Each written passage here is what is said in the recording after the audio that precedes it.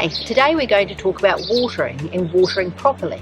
In the summer, many areas in New Zealand have reduced watering capabilities and we're reduced to only watering in the evenings or a couple of hours a day. But during the summer, plants need a lot more water. They need light and water. And plants with big leaves, such as the zinnia, or even in your vegetable garden, things like rhubarb with huge leaves, need more water.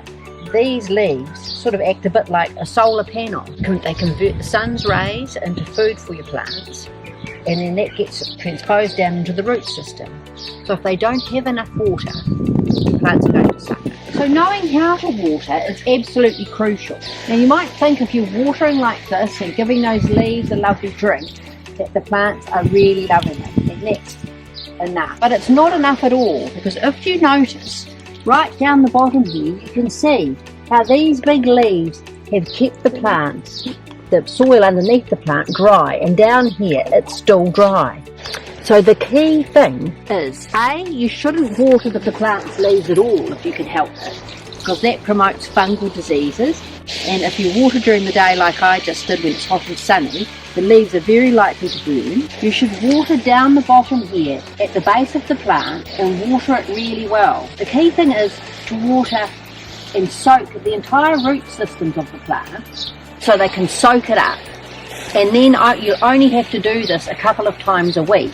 Anything with large leaves like this rhubarb, it's especially important to get your nozzle right underneath at the base of the plant. That's why I like to use a watering wand, because it's easy for me to poke the water wand right into the middle of the plant and get right at the base, because you're certainly not going to get lots of rhubarb unless it's damp. Water is to make a little moat around each plant and fill it up. And then you can just leave it to drain into the root zone of your plant. You need to use about an inch of water. An inch of water will go down about 6 inches into the ground, just like that. And you can be assured that that plant's had a really good drain. My preferred way of watering long lines of trees or hedges, or even in big shrubby garden beds, is with a soak hose. Because a soak hose, you lose absolutely no water whatsoever, no transpiration. It goes right down into the root zone of the plants. I use a water timer at home, and I just turn it on for an hour or so and let it ooze into the ground.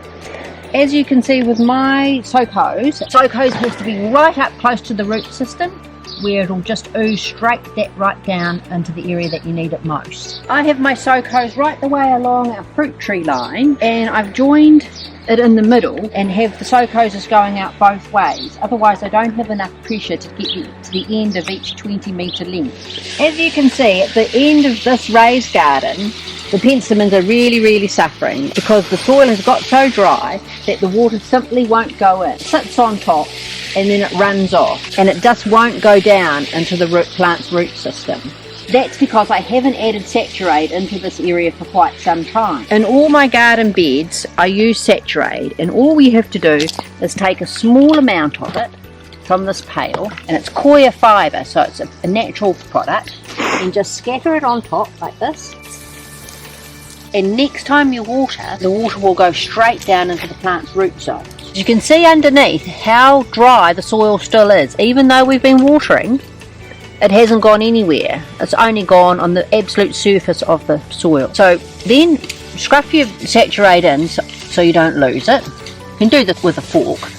Well, I've just got my Nawashi here because it's my favourite tool. And now when we water, you'll see the difference.